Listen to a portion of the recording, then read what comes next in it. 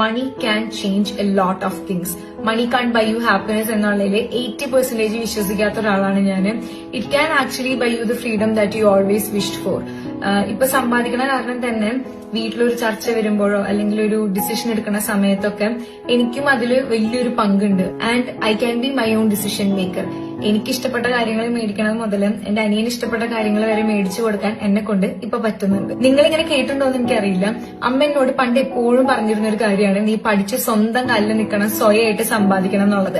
അതൊരു മോട്ടിവേഷനായി കാണുന്നേക്കാളും കൂടുതൽ അതൊരു നെസസിറ്റി ആയിട്ട് കണ്ട ഒരാളാണ് ഞാൻ. കാരണം ഞാൻ നോക്കുമ്പോൾ ഫിനാൻഷ്യൽ കാര്യങ്ങളിൽ അമ്മയ്ക്ക് എന്തെങ്കിലും ചെയ്യണമെങ്കിലോ മേടിക്കണമെങ്കിലോ ഒക്കെ ഒരു കാലം വരെയും അപ്പാപ്പന്റെ അടുത്ത് ചോദിക്കേണ്ടി വരുമായിരുന്നു. പിന്നെ അത് കഴിഞ്ഞപ്പം അച്ഛന്റെ അടുത്ത്. മണി മാനേജ്മെന്റിൽ അമ്മ ആള് സൂപ്പർ ആണെന്നുണ്ടെങ്കിലും സ്വന്തമായിട്ട് സമ്പാദിക്കാൻ പറ്റാത്തതിൽ അന്നും ഇന്നും അമ്മ റിഗ്രറ്റ് ചെയ്യുന്നുണ്ടെന്ന് എനിക്ക് പലപ്പോഴും തോന്നിയിട്ടുണ്ട്. ഞാനിപ്പോ സമ്പാദിക്കാൻ തുടങ്ങിയപ്പം എനിക്ക് ഇഷ്ടമല്ല അമ്മനോട് പൈസ ചോദിക്കുന്നത്. Like don't take me wrong, എന്നോടും അമ്മ അങ്ങനെ ചോദിച്ച് പൈസ മേടിക്കരുത് എന്ന് എനിക്കുണ്ട്. സോ അത് കാരണം തന്നെ ഒരു മാസത്തിൽ ഞാൻ ഒരു എമൗണ്ട് വെച്ചിട്ട് അമ്മയുടെ ബാങ്കിലേക്ക് ഇട്ട് കൊടുക്കാറുണ്ട്.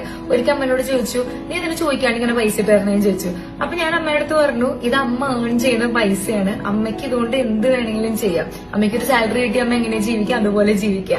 ആൻഡ് ഇപ്പൊ ഞാൻ വീട്ടിലേക്ക് വരുമ്പം കുറെ കിച്ചണിൽ പുതിയ പുതിയ സാധനങ്ങൾ കാണാം. അമ്മ സ്വയമായിട്ട് സ്കിൻ കെയർ സ്റ്റാർട്ട് ചെയ്തു. സോ നമ്മുടെ ഫിനാൻഷ്യൽ ഫ്രീഡം വേറൊരാളുടെയും കൂടി ആവുമ്പോൾ it's a double happiness. So money can change a lot of things.